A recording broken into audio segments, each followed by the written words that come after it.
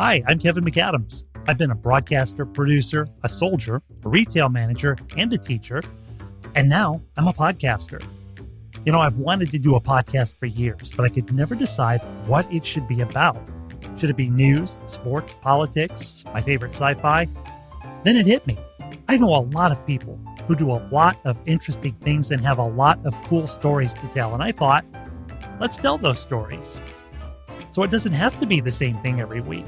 It can be what I say it is. Hi, and welcome to episode 6. Merle Bertrand, Ask Me Tomorrow. Merle Bertrand is an accomplished broadcaster, author, filmmaker, and businessman here in the Austin area.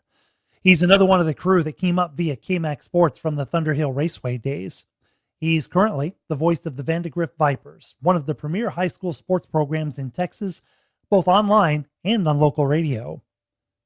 As the broadcast director for VYPE Media in Austin, he's also a savvy businessman. He's got his fingers on the pulse of the sports broadcasting market and knows what our clients want and goes over and above to serve their needs. He's another of my friends who's been through the process of personal and professional reinvention several times and never shies away from change. I asked Merle my standard question: how do you know when it's time to change or reinvent? He had the best response I've ever heard. That response is the title of this episode. Episode 6, Merle Bertrand, Ask Me Tomorrow. Get the recording going. So I know you asked me what I wanted to talk about. And the thing about this thing is so far is I don't really know. I don't know what it is. Right. Which is why I'm calling it once again what I say it is, because it's whatever I say it is on this episode. Exactly. Yeah. And then I'm like, who do I talk to? So I'm like, well, okay. Well, I know all these people that I did all these interesting things with, so I'll just reach out and talk to all of them. And then when we get tired, people get tired of listening to our stories from the old days or what's going on right now, then maybe I'll start reaching out to somebody who's, I don't know. Right. It's just a matter of this is something that I've been saying I was going to do for 10 years. Mm-hmm. And dabbled in here and there, and I'm just finally, you know what, I'm just going to put it out there, and if anyone listens, so be it, and if they don't, well, it's the guest's fault. Yeah. Actually, I was thinking about you a lot lately. You remember we were texting last night or the other night, and I had months ago said, hey, I got a big idea that we could do together, and then you asked me what it was, and I'm like, I don't know, I forgot about it, but it must have been brilliant. Right. I'm sure it was. Actually, I think I just remembered it. Oh, yeah? Yeah, I think you and I should make a movie together. Oh, wow. We should make a documentary together. It's crossed my mind before. What's that? It's crossed my mind before. Oh, you got the skills. I got the gear. And yeah, I got the time. That's the one thing I don't have. Probably till maybe like next summer again. Well, that's okay. We can talk about off the air, or we can talk about it on the air if you don't mind, whatever. Yeah. Sure. So I've had this idea for 20 years. And I remember actually trying to pitch it to a few people in town. Filmmakers. Can't take them seriously. No. That was my previous life. Well, we'll get to that in just a second. I found something from your previous life as a filmmaker. Oh boy. Yeah, I found something. We'll get to that. But I've for 20 years, I've because you and you're the football voice for the Vandegrift Vipers. You still do basketball too, right? Yes, basketball and baseball. Yep. For Vandegrift High School, one of the premier high school sports programs in Central Texas. I do all of the above for Del Valle High School right now, the school that is not premier, but we think we will be before too much longer. And I came up doing this stuff in small town radio, and you came up inspired by that. Mm-hmm. And I've had an idea for 20 years for a movie called Homer. And we go out and we interview all those small radio guys or guys like you and me that do it for one school or do it for the love of it. We don't talk to. I don't care about. In my movie, we don't care about Craig Way. We don't call about Bill Schoening. They're both great, incredible. They're the talents that we all aspire to be. But right. I want to talk about us. Yeah. I want to take a camera into that little 1A football stadium and film what goes on there on the mic that night. Because you couldn't do that in the past because not every town had its own little radio station to do all its games, but now everybody's got a live stream. Right. And there's somebody out there. So that's the movie I want to make. And you, my friend, are an accomplished documentarian. And I'm just some guy who knows how to point a camera at shit and talk about it poorly. Between the two of us, we could get something done. That's a pretty good idea. I like the idea. I like the concept. And now that I've given it away to the universe, we should probably get to work on it. So either that or you've opened it up to bottomless funding, one of the two. So yeah, 20 years ago we didn't have Kickstarter. That's true. Which it's true. You were one of the early adopters of, as I recall. Yeah. And I was researching you a little bit, doing my mandatory 10 minutes worth of research before going into a show. And I saw that you finally got Bird's Eye Station out. I did. Actually, this wasn't planned, or I would have had this ready. But I'll dig it out here for you. Well, I did see that I saw that the Car Productions website is still up. Yes, yeah. For what it is, yeah. But yeah, there's Bird's Eye. Bird's Eye Station by Merle Bertrand. It just says that it's not for resale. I'm too cheap to buy myself a real copy. But yeah. Well, doesn't the publisher always have to give the author a free copy? Pretty much, yeah. I am so glad that went for you. In fact, I found it on Amazon too. So that is available on Amazon, right? Yes, it is. Yeah. Paperback, Kindle. I think you can get a hardcover version. Not that you'd want to, but yeah, that's a project that's been around for a long, long time. Who are you going to hire to do the audiobook?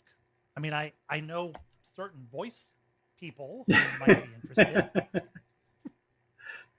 That's an idea too. I hadn't even thought about that. Now, screenplay rights are available because that's what it originally was. Yeah, it was a screenplay, and I just decided to turn it into a book because nobody was willing to offer up $100 million to do the movie as it should have been done. But yeah, it was a fun process to go through. Taking something, it was a hard process to do. I mean, all the dialogue was there, but to expand on it and to get out of screenplay writing mode into book writing mode was a different animal. So, well, now speaking of documentary, this is back when I first met you. You were doing, and I hope you can see this. You see that YouTube page I just put up? This was the documentary you did at Thunderhill Raceway. I think what it is. Hang on a second. It has to do with being competitive. There you go. I can hear you again now. Okay. You're not going to be able to drive through me, so you may as well either go around me or so, okay, so you can't really hear a lot about that, but how was your first? Talk to me about long shots on a short track. Yeah, I mean, that's really where it all began. Not just, in terms of inadvertently starting the broadcasting that I'm doing now. I've always been fascinated by, my first thing I wanted to be when I was a kid growing up was a stock car driver. But my mechanical skills never really advanced beyond holding the flashlight for my dad. So I just kind of became a fan and that kind of thing. And I was always fascinated. Everybody talks about the guys that run up front, even at the local level. Everybody will support those, your local heroes. What about the guys and girls that just run around the back? They know that they're not going to finish any higher than 10th place if they're lucky. And I was always kind of fascinated by that. And I just kind of decided to build a documentary about that. What is it that makes these, stock car drivers on the local level go out there every Friday night? If they're lucky, they're going to get a 6-pack of beer, maybe $50 and, maybe enough to pay for their gas. It's definitely a money losing. Darn. The idea behind the documentary was to talk to all these drivers out the late great Thunderhill Raceway just south of Kyle, which no longer exists anymore. It's now housing development, like so many short tracks are, and just kind of get their perspective on why they do what they do. So it was fun. That's an old project now. Yeah, that goes back to what, 2002, 2003? I believe I shot it in 2002 and finally finished it in 2006. And that's how I met you and Chuck Licata. And first heard about this little embryonic company called KMAC Sports, which is getting into online broadcasting. And that's what I meant when I said that's how it kind of launched the broadcasting stuff indirectly, was through that documentary. And that's why I had to go back and find that. I didn't know if there was a bootleg copy out there somewhere or what. And then I found that, and then I found the Car Productions website. I'm like, oh man, he's still selling it. Yeah, it's still out there. Sales have dropped off considerably, as you might imagine, but it's still out there. Yeah, carproductions.net. Carproductions.net, carproductions.net.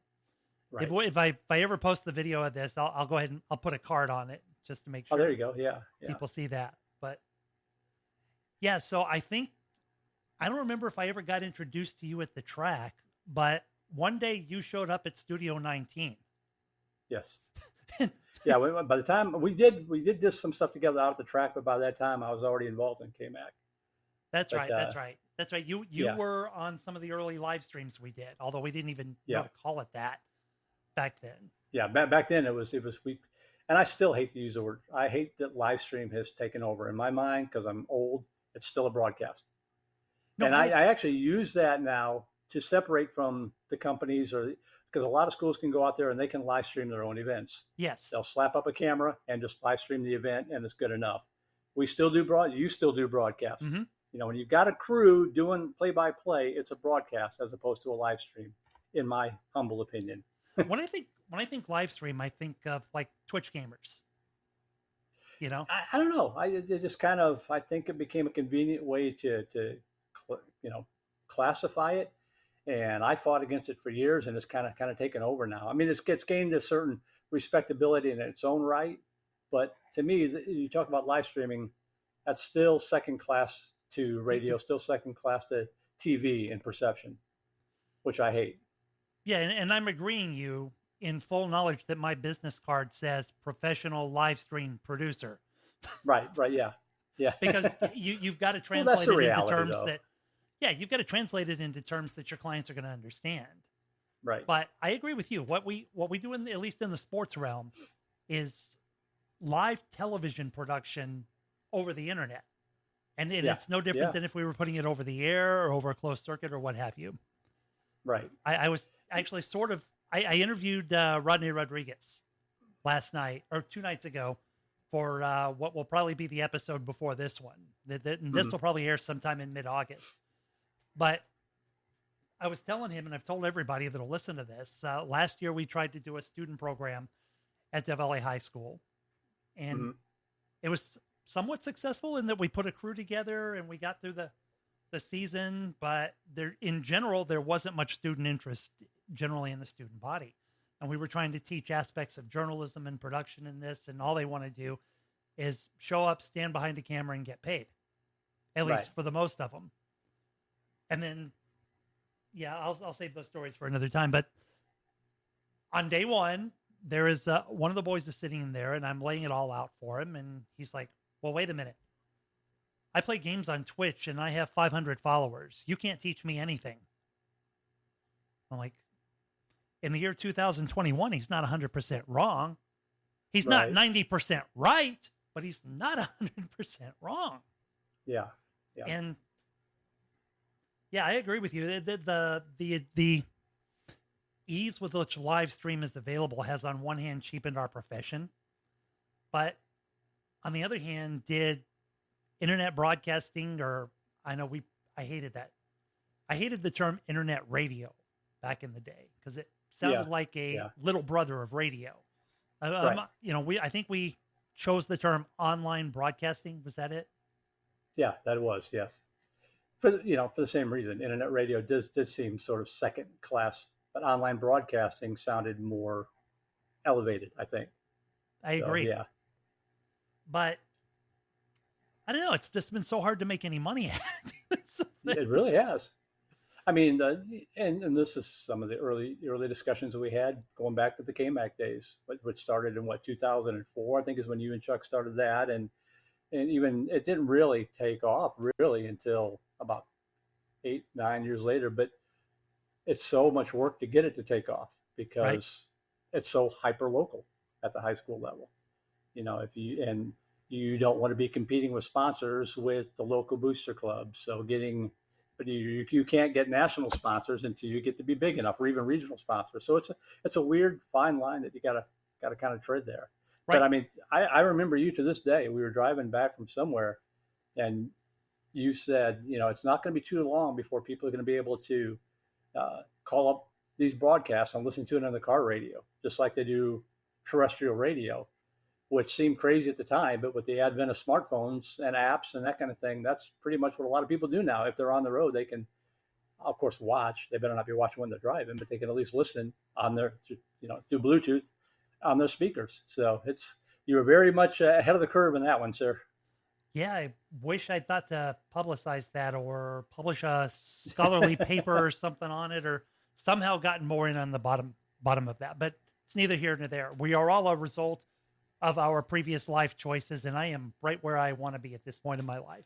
So no worries about that. But the thing I remember back then was we didn't know how to price it. Right. And we wound up basically doing 2 years worth of it for free. Yeah. And well, you don't have anything to compare it to. Right. And the client doesn't have anything to compare it to, because there's no body of work out there to compare it to. There was us and one other company, about the only two companies doing it in the entire state of Texas, at least that trying to do it at a scale kind of thing. So it's not like you had, the good news was you didn't have a lot of competitors. The bad news was nobody knew what it was. You had to explain what it was. You didn't know what to charge for it. They didn't know what to pay for it. So to your point, it was really kind of a Wild West scenario back then.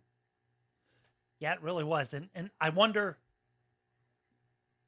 it's so hard to get paid what you're worth for it nowadays, that I wonder if those early days when we gave it away and then we're afraid to raise prices or afraid to charge this or that, or you wind up making the booster club your client and they pay you and they get all the advertising revenue, and that's probably a bigger piece of the pie. I mean, it's just, I had this conversation last year with Shane Hildreth, your colleague there at VYPE Media. And I said, I work too hard to be a $50 a night contractor, but it just seems like at that rate, how do you attract the kind of talent you need to grow it? It's all there. Again, it's the kind of the world that we live in, that young student that you talked about. There are a bunch of guys and gals like that out there that want to get into sports broadcasting or broadcasting in general. And they've got to cut their teeth somewhere.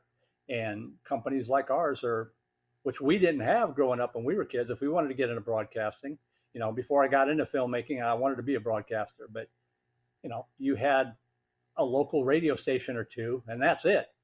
And it's not like, you have today when there's 20 high schools, 20 different broadcasts. People need a place to start out. And that's where companies like back in the day, KMAC, now VYPE, some of the other competitors across the state, that's where they get their talent from. And there are some people that stick around and do it with us for years and years and years. There are some that use us as a launching pad to go on to bigger and better things. And that's fine, because it always kind of shines back down on us and the people that gave them the start. Well said, my friend. Well said. And I was reminded actually by Rodney the other night of how many people have built wonderful careers based on the start that we all gave them. So so that's awesome. And that's still going on to this day. Somebody that came through one of our summer camps is, apparently going to be a board op at the Horn here in Austin. And, the cycle just continues. And it's not just us, it's other companies like ours, I'm sure. Well, and I've had this conversation with, I don't remember who I had this conversation with, but I don't know if I want to go down that road or not. Just from a production standpoint. If you don't like it, you can cut it out, right? That is true. Well, it seems like every few years, somebody comes along, throws around a bunch of money, steals a bunch of clients, hires a bunch of interns out of ACC, and goes out there and says, I'm going to put everyone else out of business. I had the unfortunate luck to be associated with one of those for a year against my will and better judgment.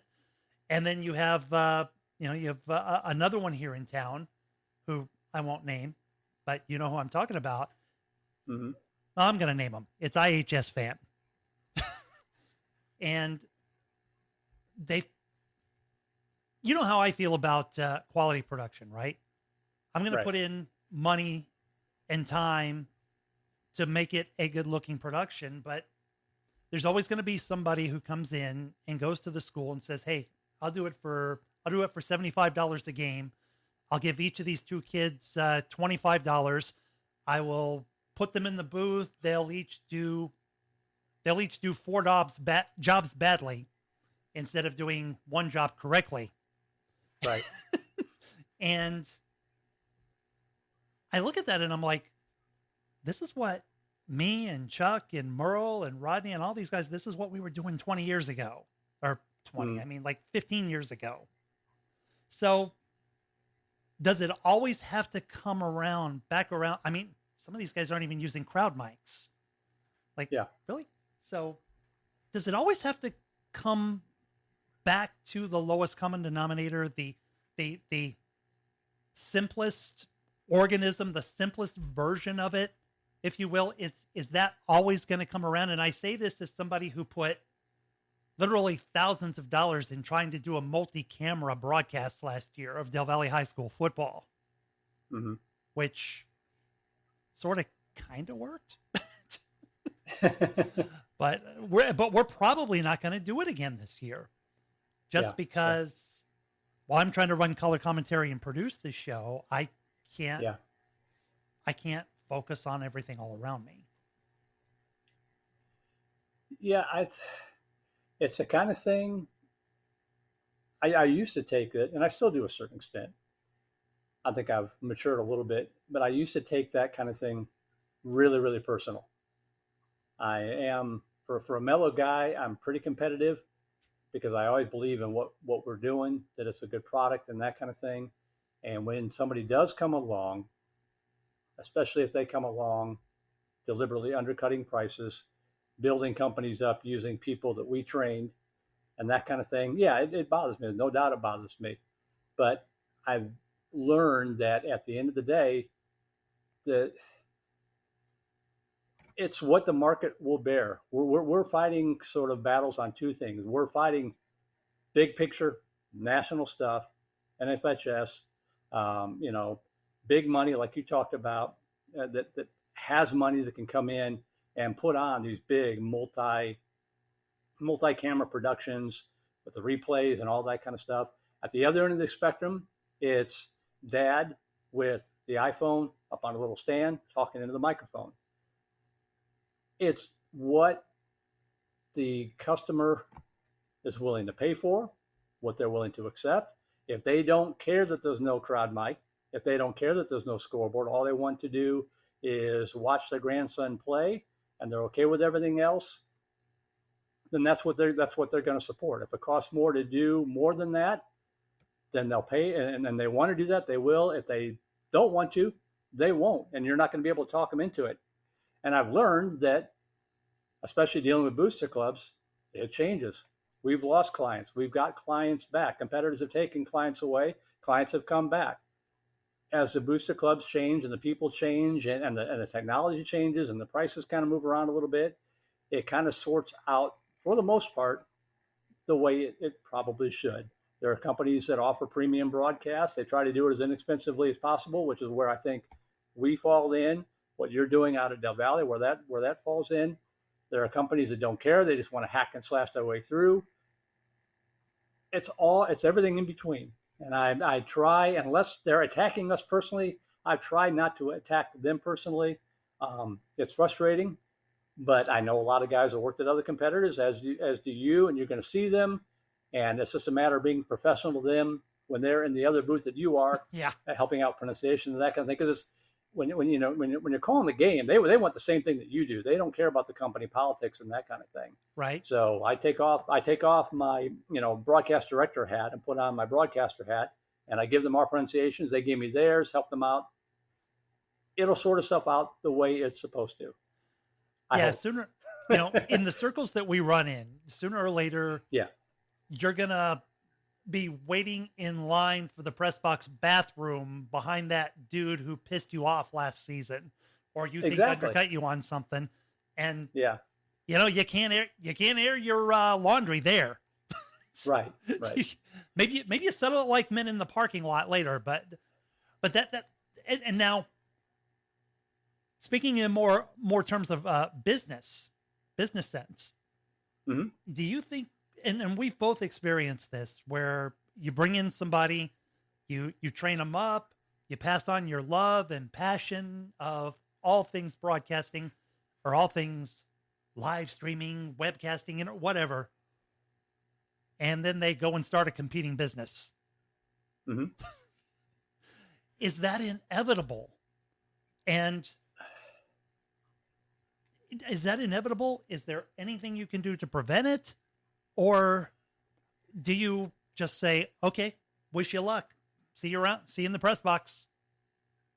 It kind of gets back to me adjusting over time. I take it personal when that happens because it hurts me when that happens, that you're now competing against somebody that originally not originally considered a friend, but somebody that was, when we were KMAC, that was it. We pretty much had the market, and now these guys split off and these guys split off and that kind of thing. And it's frustrating, even as part of VYPE, which I consider sort of the evolution of KMAC. Right. It's frustrating to see that, but it's just people, I think, kind of like you said yourself, they see themselves as more than a $50 a night contractor. They think that they can do better. Some of them may be able to do better, but there's only so many schools in the Austin market. And it's so hard to spread out across the state. That's one thing that VYPE does very well, is it has a presence in Houston, has a presence in Austin, San Antonio, DFW. We never really had that as KMAC. The local companies don't really have that because it's so hard to do. I think the only cure is to tell these people, do you have any idea how hard it is to grow what you're attempting to do beyond just the 2 or 3 buddies that you might be able to get with you to join in that immediate success and go from 1 school to 3? To take the next step and try to build a company out of it, that's a whole different animal. I don't have the answer to how to do that, but I just know that that's the difficulty involved. And I think that's what kind of helps things sort themselves out as a couple of years go by. And I think it's interesting to look at those competing companies a few years down the road. Right. The one I mentioned a short time ago, when I first became aware of them, I started looking them up, and I noticed, well, first off, they're connected to the Horn. So, right. I mean, that's all the free advertising you could ever expect to get, all the free promotion. And right. That's great, man, if you can get that. But I noticed at the time that you're familiar with the Meredix system, the Meredix broadcast system, which, like, it's not like, what's the one you guys we used to get, anyway, most vendors, you pay a monthly fee and you put up as much as you can. Easy Stream, if you want premium, you pay a per channel price. So they're running like premium channels for like 5 different schools, 6 different schools. And those channels go for $99 a month. So you're paying over $1,000 or however much it was. It was just when I added it up, I'm like, it's some ungodly amount. How are you supporting this and making money? And this year, if you go back and look, and you can follow the links through the Horn website, it's all there. If you follow those links, you will see those are free channels now. With advertising that you can't control all over them and everything. Right. So that kind of says a lot to me.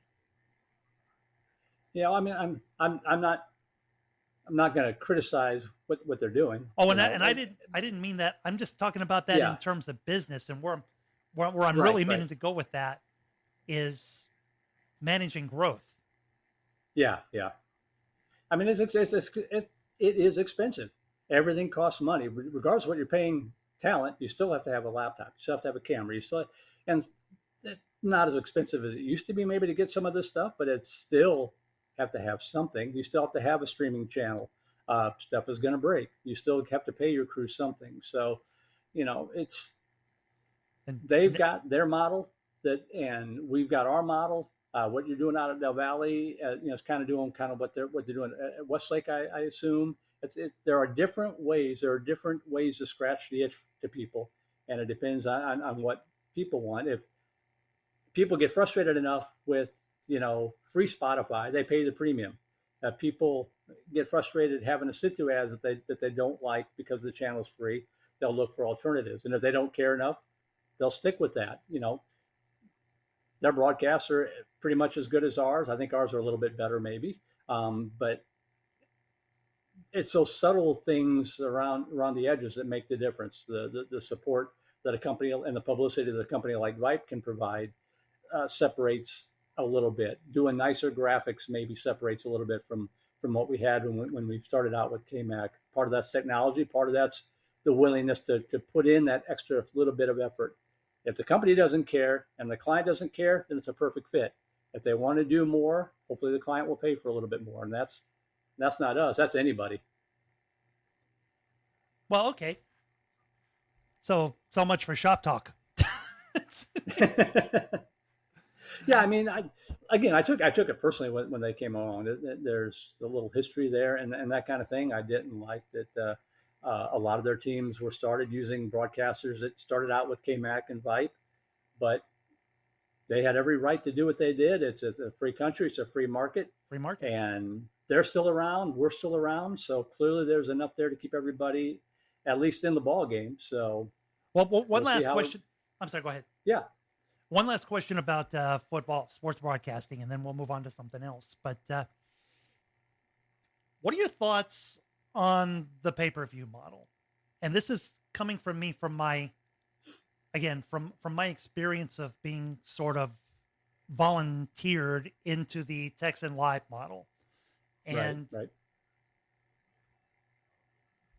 That experience left me with such a bad taste in my mouth. And maybe it's just the company, maybe it's just that company's leader, whom I former leader, I guess you should say. Former leader. And no, I'm not talking about Chuck. Yeah. I'm not talking about Licata. I'm talking about Burt Brucker. No. I'm talking for Texan Live. The former leader. Yeah. Yeah, which he probably did the best thing he could have done with that company by selling it to Dave Campbell's. Right. Anyway,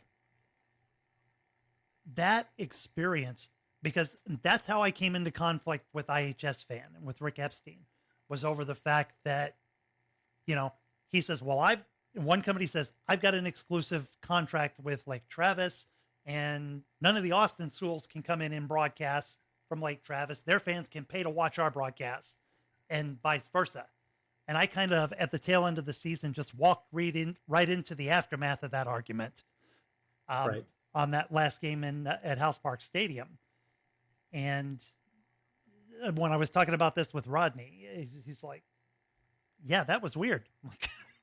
By that point, it was the last game of the season, and I'd had enough of everybody's bullshit. And I was like, yeah, you know what? I came here to do a game. That's what I'm going to do. But where I'm really going with this, he said, again, all my hesitation, I don't know whether to edit this out or just to leave it raw. But where am I going with this? That soured me on the whole pay-per-view model. It really did. Now, go ahead. Sorry. I know the UIL changed the rules last year and basically said both schools can have their own broadcast, period. So actually, it's been like that for years. Has it? That idea that only one school can have a broadcast and that kind of thing, that's incorrect. Every school is entitled to their own broadcast. So for that to be thrown in your face was incorrect. Every school is entitled to have their own broadcast. Now in the playoffs, if you talk about playoffs, that's different. Yeah. The playoffs, they only grant the rights to one team, whether it's a neutral broadcast, whether it's the home team or whatever. And anybody can do audio, but in terms of video broadcasting, there's only going to be one, and they're going to control it. But back to the pay-per-view part of what you were talking about. I never liked it as a when we were starting out. It just always kind of felt weird to me for high school sports to be doing pay-per-view. Texan Live was really I would say NFHS was probably the first to bring it to Texas because they had exclusive rights to do postseason games. But back until COVID hit, you could not do, as you know, live video broadcasts of Friday Night Football. You could do it on Thursday. You could do it on Saturday. You could do any other sport on Friday night, but they would not allow live online broadcasts of Friday Night Football up until COVID hit when they opened it up. And then once that genie was out of the bottle, yep, there's no way you're going to get that put back in. And now that Dave Campbell's Football owns Texan Live, there's really no way that's going to get put back in because there's money to be made there. But Texan Live kind of and NFHS kind of introduced that to Texas. I still don't like pay-per-view, but I can say that what it has done is that to a certain extent, it's allowed some of the schools, some of the booster clubs, the opportunity to broadcast it may not have been able to broadcast before. Because we can go to them and say, if you can broadcast it, you can either keep it free for your fans, it's going to cost you this much, or we can put it on pay-per-view, it's going to cost you this much, but you're going to get X amount of revenue back, which will make it cheaper for you, and you might even make money on it if you go out there and sell the heck out of this thing and promote it, and it kind of takes away that disincentive of that fear of where it's going to cut into our box office, which I've always thought was a junk excuse, but that was another excuse that was thrown up there to that's why they wouldn't allow the Friday night broadcast anyway. They were afraid people are going to, and I've always said, I don't care how good our broadcasts are. If you want to go to a high school football game on a Friday night, you're going to go because it's all about the atmosphere and all that kind of thing. It's not just about the broadcast. But anyway, so the one thing about pay-per-view that I'll say is it's allowed some schools that probably wouldn't have had a broadcast otherwise to go ahead and do it. Yeah, we'll go ahead and do it, because it's not going to cost us as much by the time the season comes around as it would have cost without the pay-per-view.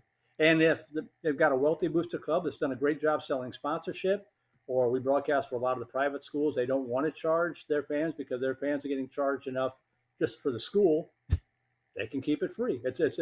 We make it to where they have the choice, and some of them really love the idea, and some of them are like, no way, we're keeping it free.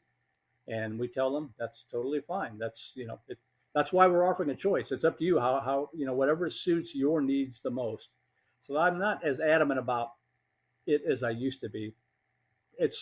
I guess in some ways it's sort of, if you can't beat them, join them. The model's been introduced. There are schools that like it. There are people that don't mind it. So, if it benefits somebody who isn't able to get a broadcast on any other way, then let's go ahead and give it to them that way.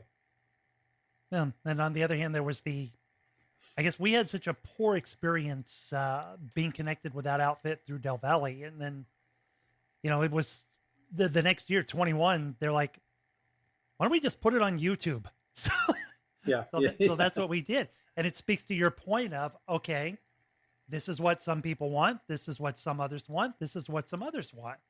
But right. I don't know if I can ever bring myself to lend my talents to a pay-per-view organization again.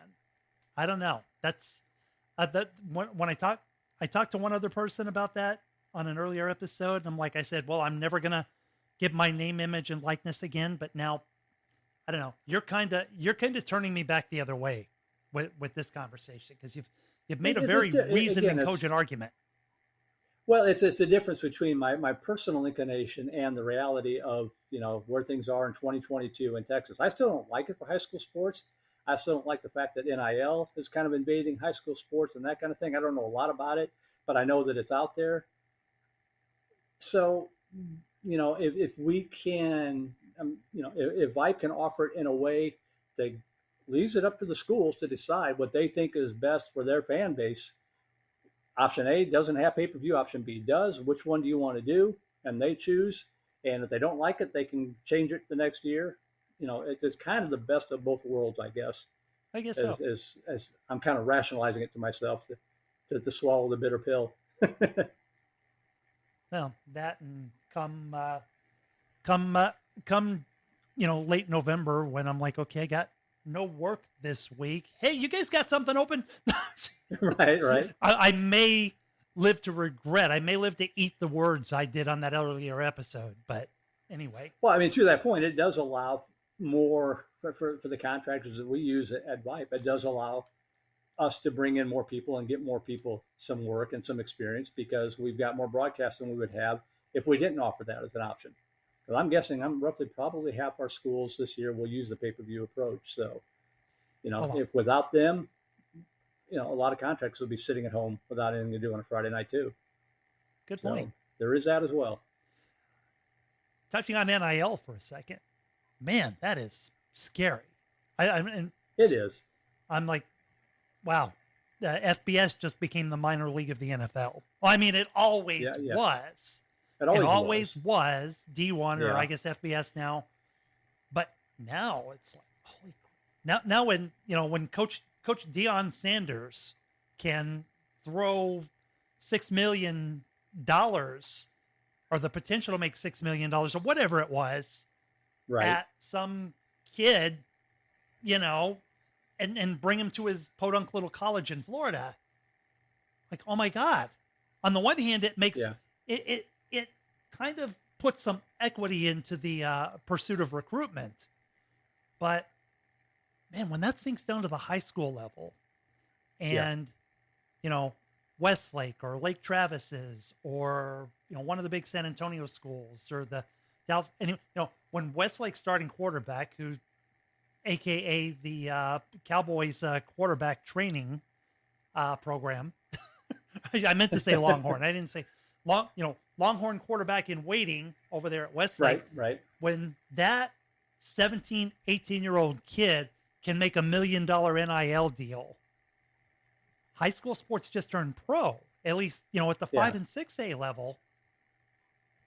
And I mean, there's already so many loopholes that will allow a kid to transfer from one program to another. Right. Even though it's technically not supposed to happen, but man, what are we looking at if that happens? And I predict it will be. In fact, given the technology that's coming in from NFHS and Huddle, and I think there's another company called Blue Cam, they put those automatic cameras in facilities and say, well, you can just have your PA announcer audio over it, and that'll be fine.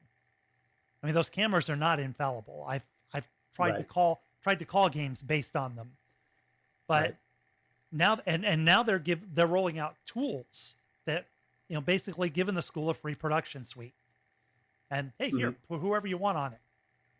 So, what you and I do, at least what I do, I don't know how much longer I will be viable in that role with this new technology coming in and schools being like, well, hell, we'll just do it ourselves. Yeah. I mean, it's going to get back to what I was saying earlier, because we've had that happen. We would lose. I think it's going to happen first at anything other than football. We have been doing girls softball for a school for the past 4 or 5 years. They decided to install one of those cameras at their softball field so they could start live streaming their freshman JV, those games. They did that instead of doing the broadcast. I don't think most schools will still want to have their football broadcast. It's still football. It's still Texas, but it's definitely going to impact the sports that aren't football. But there are always going to be some that are going to want that premium. We want to separate ourselves from everybody else. We still want somebody to come out and do a baseball broadcast. We still want our basketball games broadcast. We know that the Huddle camera is up in the gym. We can flip that on. But we also know the 200 people are going to tune into your broadcast because they can actually hear the commentary. Yeah. Not all schools. Some schools are just we don't want to spend the money on that. We want to spend the money on something else. And that you're not going to be able to talk them out of them. But there are some that are going to want to take that extra step. It's going to become, I think, a little bit more of a premium service, if you will, for school. And I'm glad to see Del Valle. They've been in the shadow of Westlake and Lake Travis. Have to butt heads with those guys every single year. I'm glad to see that they're trying to do something to shake up that status quo a little bit, even if that means kind of a technological arms race with those two schools in that same distance. They're trying to do something to even out the playing field a little bit in terms of perception. So that will help them. And I think it helps anybody that tries to invest in their programs a little bit, do a little bit more than just sticking the camera up on the roof of the gym and calling it good enough. So one of the recurring themes that I'm trying to bring into this podcast is something that I've done several times. You've done several times. My first guest, a good friend of mine, she's done several times. But in business, the business or the art of personal reinvention. Mm-hmm. When you get to that point in your life when you're like, okay, this shit ain't working no more. What do I do? I got to do something. I got to try something else. I mean, I know you've been there too, right? What was that experience and what was that process like for you? It was super unnerving. You showed the Thunderhill documentary, and I used to be heavily involved in the film industry, both out in Los Angeles and then when I moved back to Austin in the mid-90s, the independent film production, working as a AD, producer, editor, doing my own documentaries. I worked at a small production house here in Austin. That was my 9-to-5 job. I started out with KMAC. I was doing that on the side just for fun, just kind of scratch that itch. But at some point, it turned into a chance to actually turn it into something resembling a career. But man, it was a huge leap of faith because you're really stepping off into the unknown and kind of cutting the ties to everything that I had done before. For the most part, I still look at film reviews and some of the magazines that I used to write for and this and that. But once I went in that different direction, that's why I kind of refer to film as my former life now, because this has become so all consuming. But it's scary, when you go down that road and choose whether it's a different career path or moving to another part of the country or, whatever. It's anytime change is hard. It can be good. It can be bad. It's worked out well for me for the most part, but doesn't mean it wasn't scary going through the process because we just didn't know what was going to happen. When was the moment you knew? What was it like the moment? Because I know what it was like for me. Ask me tomorrow.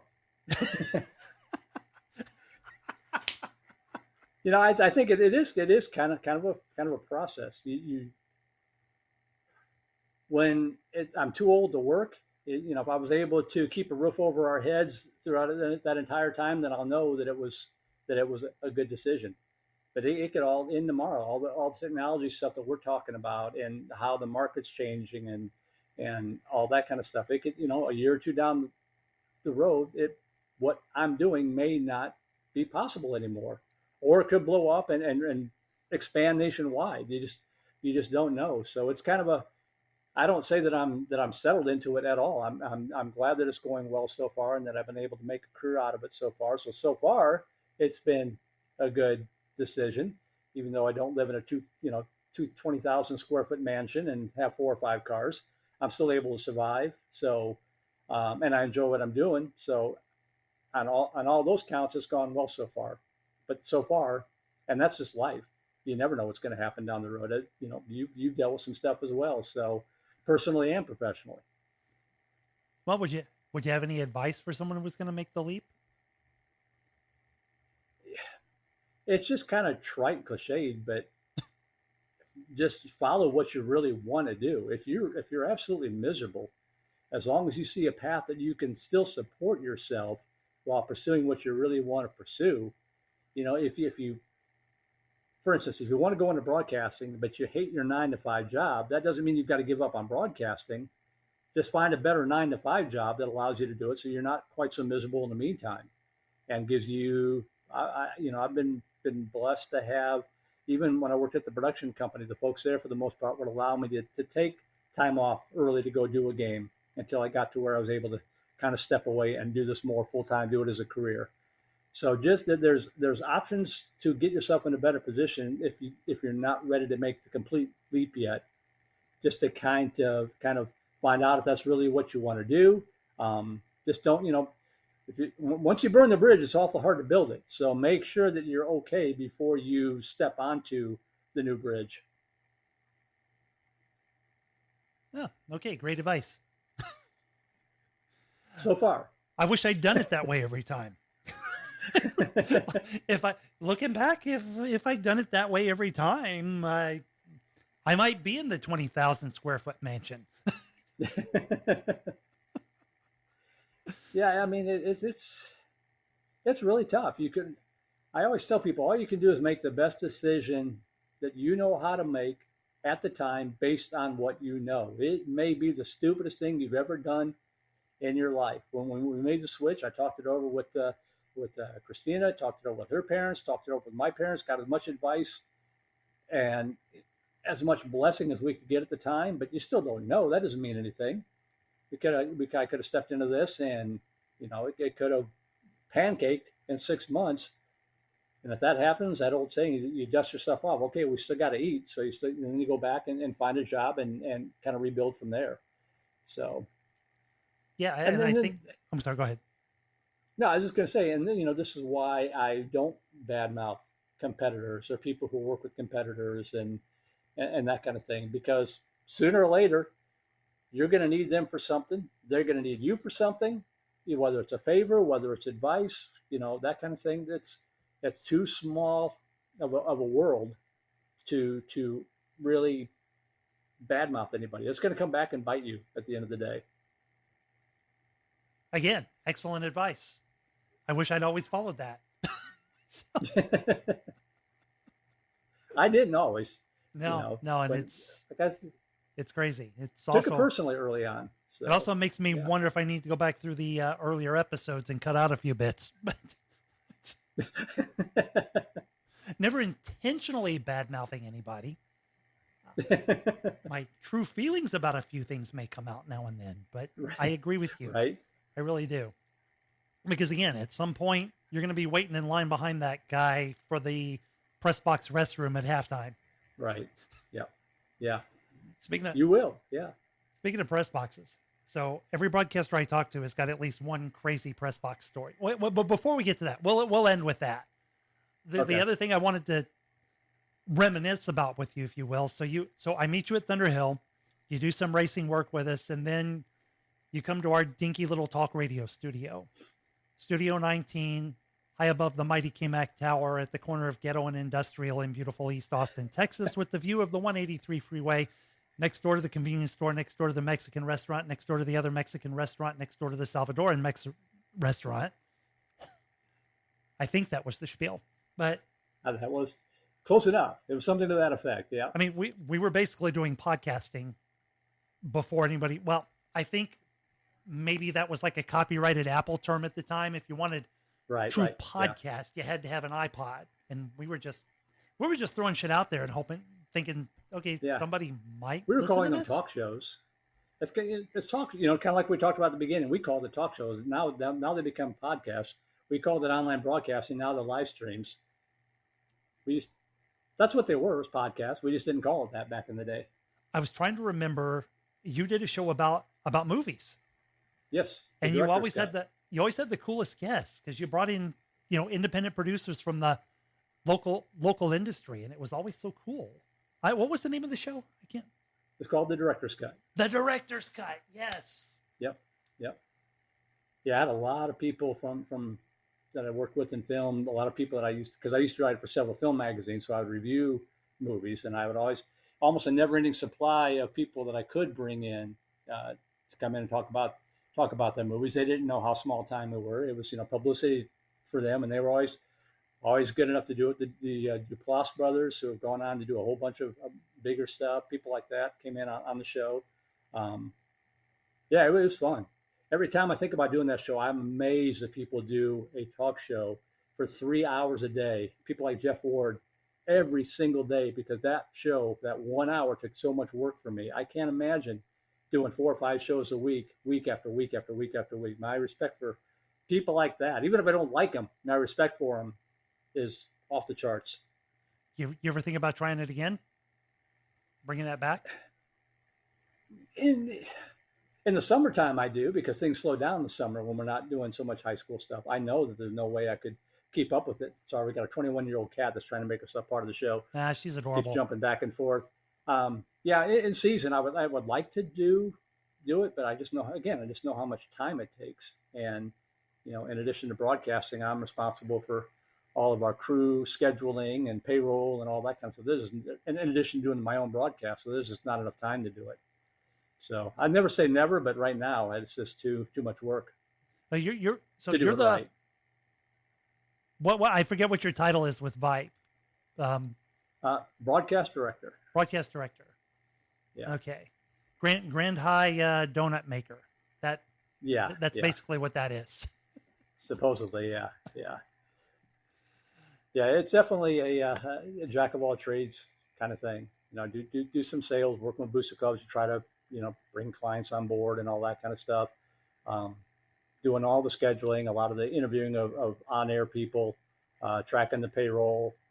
So and again, doing my own broadcast for Vandegrift and some of the other stuff that I do. So it's a lot of work, but it's fun. There's so many good, as you know, so many good people. I always thought getting out of film and into broadcasting, the colorfulness of it would calm down. No, it's just a different color of colorfulness. Anybody that's going to be on the air has got to have some ego in some way, shape, or form, or they're not good at it. Maybe I should make that the pull quote for the episode. Maybe not. I don't know. But talking about colorful things. So everybody I've worked with, you like me, you've been in most of the stadiums in Central Texas. Yep. You've been, God, how many hundreds of games have you called at this point? It's in the thousands by now. I mean, Vandegrift alone, this will be my 13th year. So just football, it's probably got to be close to 100 games. And that's not counting, baseball, basketball, softball, volleyball for the one school. I did a tally. I think I'm up to around close to 2,000 since I started. Wow. So, and you're not just heard on VYPE as well. The audio from those games is heard on the horn, right? For the Vandegrift footballs on the Vandegrift football on the Austin Radio Network's family of stations. Yeah. Man, that's better than we could have ever hoped for back in the KMAC days. I mean, so. Yeah. For me, it was, nobody will give me a job doing what I really want. I'll just go make my own. Right. I'll partner with somebody. I'll take a personal loan, and we'll build the best studio $1,400 can buy. Right. But everybody, and it worked. Well, yeah. I mean, Studio 19 didn't survive, but the work we did there was the foundation of everything that was built on. So much was built on that. Yep. Yeah. So what are your crazy stories? Everybody's got crazy stories about the weirdest experience they had in a press box or a ballpark or some crazy thing that happened during a broadcast. What are a couple of your stories? One of my favorites is, for several years, I was always able to say that I had done a broadcast from Dell Diamond, but not a baseball game from Dell Diamond. And what happened was I had gone there to do a playoff game at Dell Diamond between Leander and I think it was Houston Tomball or something like that. And it was actually a broadcast for Tomball through a mutual friend. But I got there, I was doing a one-man band, so I didn't, I was self-producing, didn't have a color analyst, just me. High above beautiful Dell Diamond, the windows wide open, looking out over that beautiful field. Started my pregame, got going, to the first pitch, and nothing was happening. Played my pregame interview, nothing was happening. Got to be 7:05. Game was supposed to start at 7 o'clock. Nothing was happening. So I put on about a 5-minute batch of commercials, re-queued up the interview to play that again, sprinted down the stairs to find out what had happened, and I met somebody downstairs. Long story short was what had happened was, and I couldn't see it. Originally, I thought maybe it was a lightning delay, but then I realized the players are still out in the field, so if it was lightning, it wasn't, they would be off the field. What had happened was the lights on the third base side had come on. A car had hit the light pole and knocked the transformer out. And after about an hour delay, and I stayed on the air the whole dang time, just filling, and I think I cut into one of our other broadcasts, which you taught me how to do, I believe. But they were never able to get the lights on to have the baseball game. So for probably about 3 years, I was able to say, I've done a broadcast from Dell Diamond, but not a game from there. And then finally, I was able to do a game from there, and that saying went away. But that was pretty wild. That was one of for a long time we had a hashtag blame Merle, because weird stuff would happen to me on broadcast. And that one pretty much topped the cake. When you do a broadcast at Dell Diamond and the lights won't come on, unusual. Yeah, I think in that case, it may just be a you problem. It might just mean me, technology hating me. Oh my God. And you and I went to some really interesting, I think you and I together been to the Alamo Dome a couple of times. Yep. The old Floyd Casey Stadium in Waco. Right. Old Bible Stadium, which doesn't exist anymore.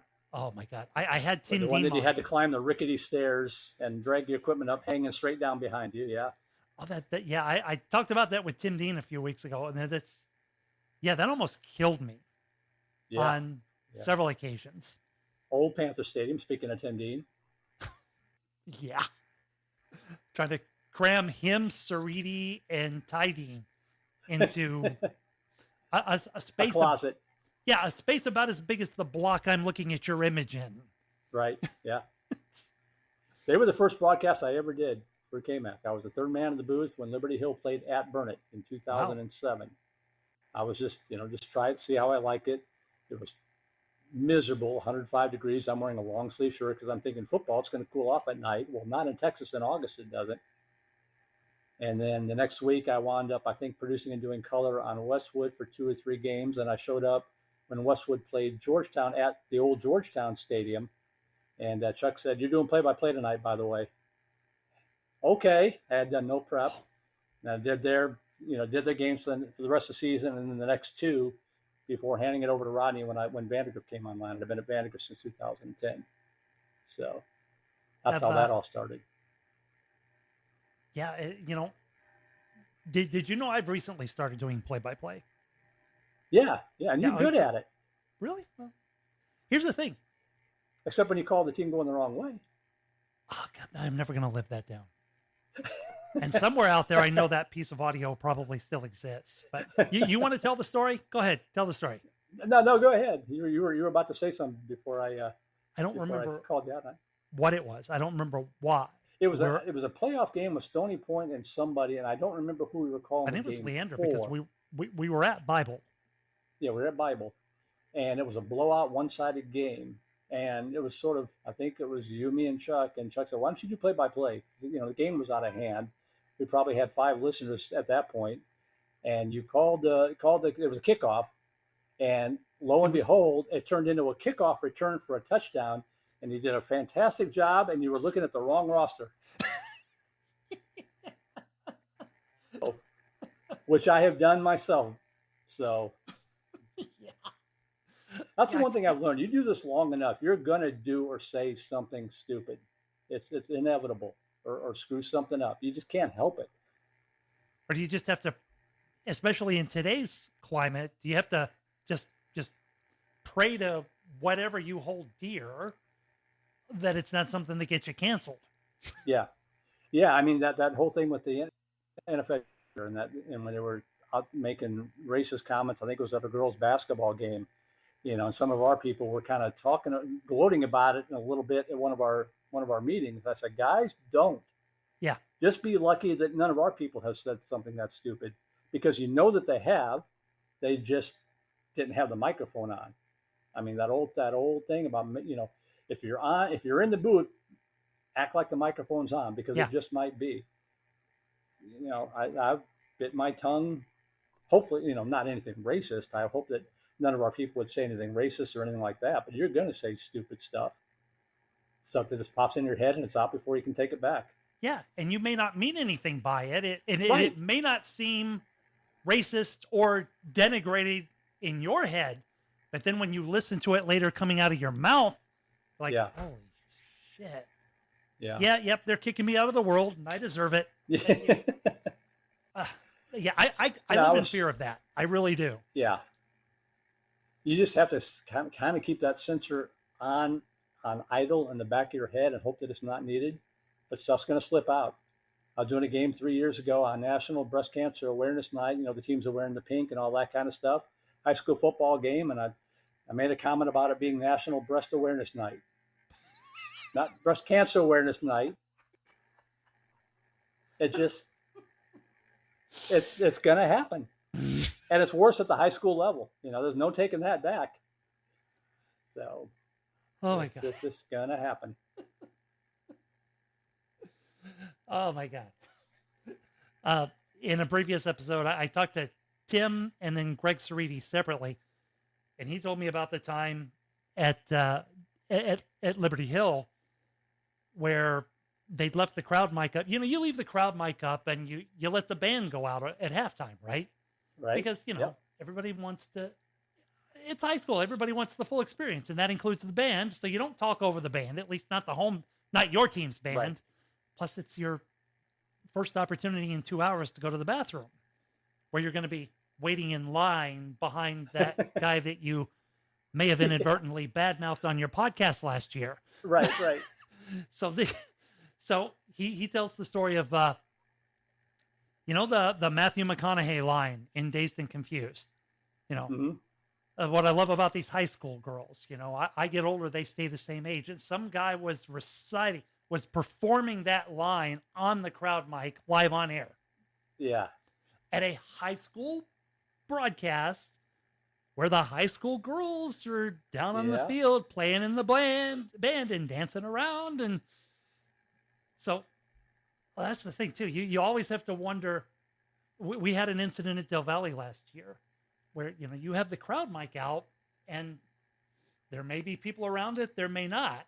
Had a couple of incidents like that, but we had where a group of middle school kids came in and started calling each other racial slurs. Yeah.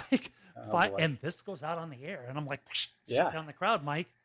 And then I'm texting administration, hey, you need to come get these kids out of here. Here's a picture. Right. And that got dealt with pretty quick. Yeah.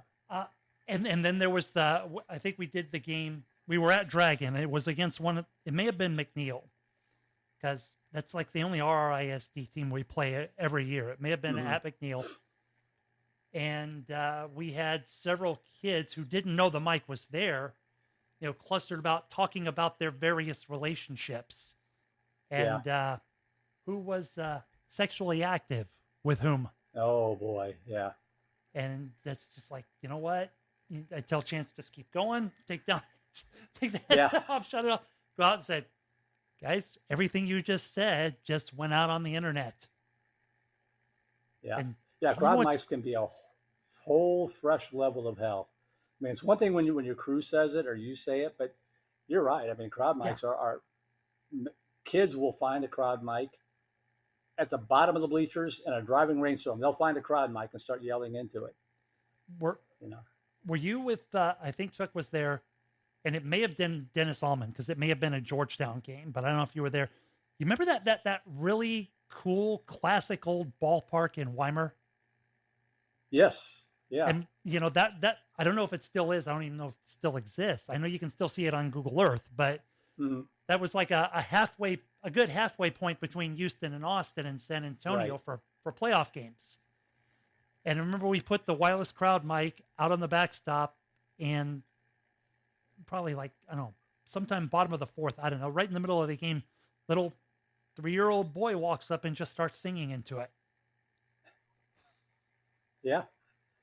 Yeah. Crowd mics will attract. I was doing a Southwestern University baseball game, and, D3 baseball, the facilities are a lot of times smaller even than, in terms of the grandstand and press box facilities, are a lot of times even smaller than a big 5A or 6A high school setup. So the press box is right behind home plate for the most part. There's maybe a half a dozen rows of bleachers.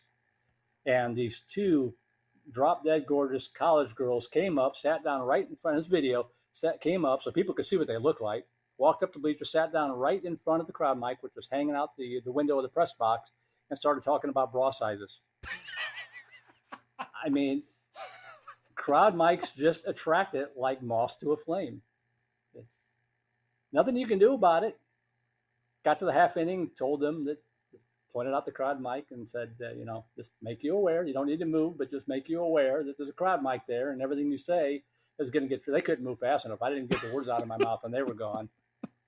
So funny stuff. Stuff happens. And then you have the kid that goes, "Oh, really? Is it going to be on Twitter? Can I tweet it?" Yeah. Sure. Tweet your bra size to the world. Go ahead. Right. Welcome to 2022. Oh my God. So, and then I know we could sit here and tell these stories all night. And that's one reason why like I said, I didn't know how to start this podcast out. So I just thought I'd just reach out to the old gang and start telling the old stories and see where that went. Speaking of weird press boxes, how many times, and I know you and I have been there too, how many times has there been no press box at a high school baseball game? Or maybe not even any stands, and you're standing there,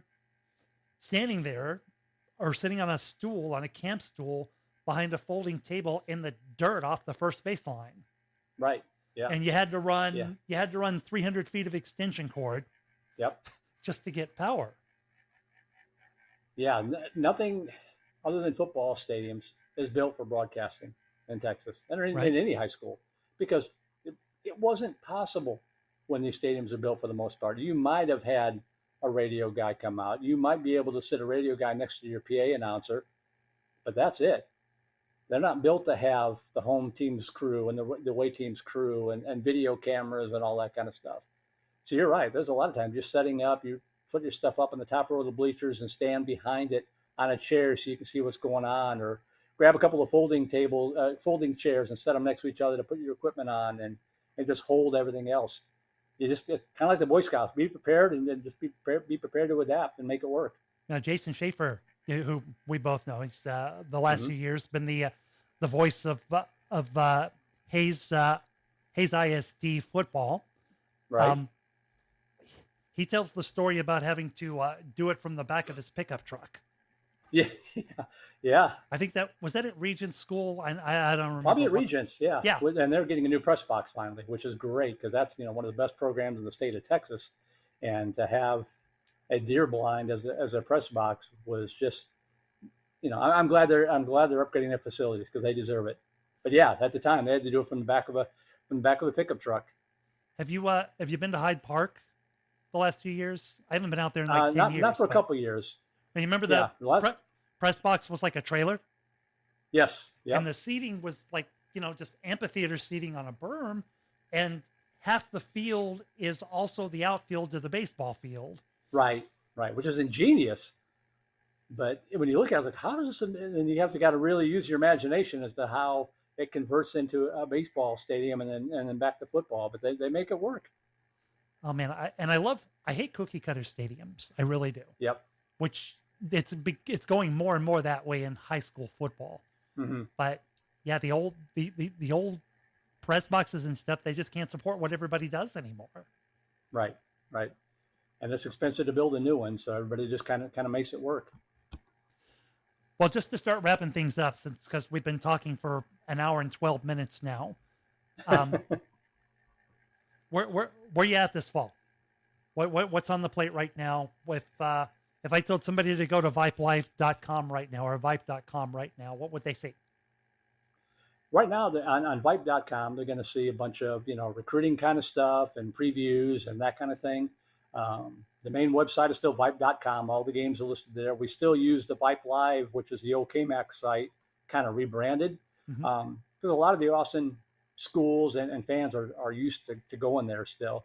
But that poor site is starting to get a little bit outmoded. It's about a decade old. So a little long in the tooth. It can't keep up with some of the stuff that's needed now. But it's still there. We still archive everything there for people to go check out.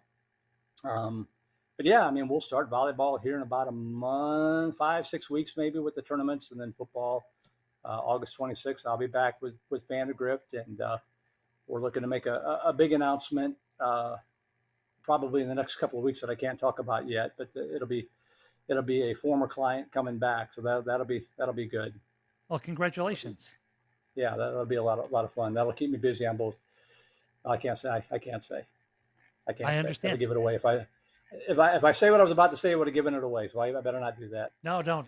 I understand. Business necessity. Until the ink is dried on the contract. So. All right. Well, best of luck in the coming season.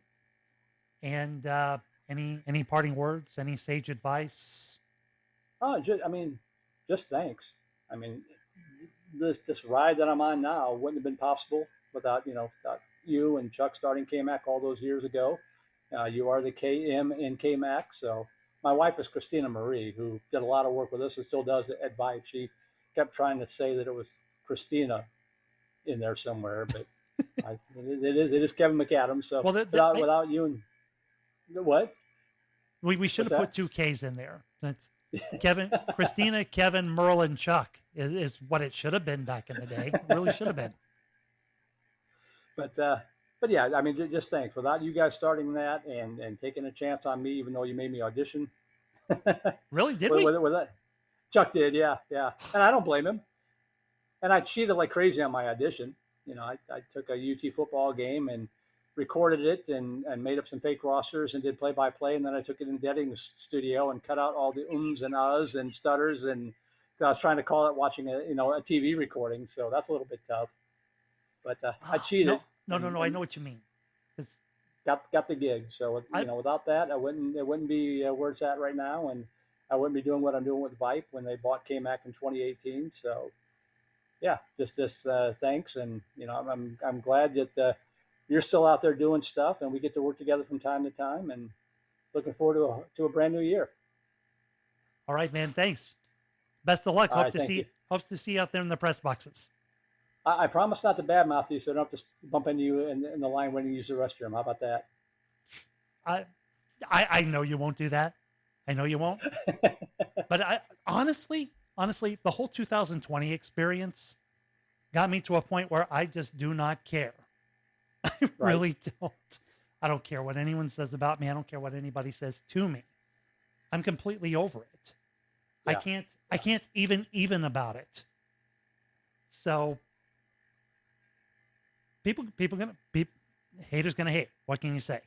Taylor Swift bet it best, haters gonna hate, shake it off. Yep. And there you go. Now I've just quoted Taylor Swift in front of the whole world. So there go all my bona fides right there. and just so you know, the only reason I'm calling play-by-play at all is because it needed to get done and I couldn't afford to pay somebody else to do it. And it's amazing. And this goes back to your point about the audition. It's amazing what necessity will cause in the way of innovation. You do what you got to do. Yeah. I mean, and you had done it before when you were starting out already. You told me you had done play-by-play. So one season. It wasn't, yeah. And again, it was so because you weren't drawing from nothing, but yeah, you step outside of your comfort zone and do what you've got to do to.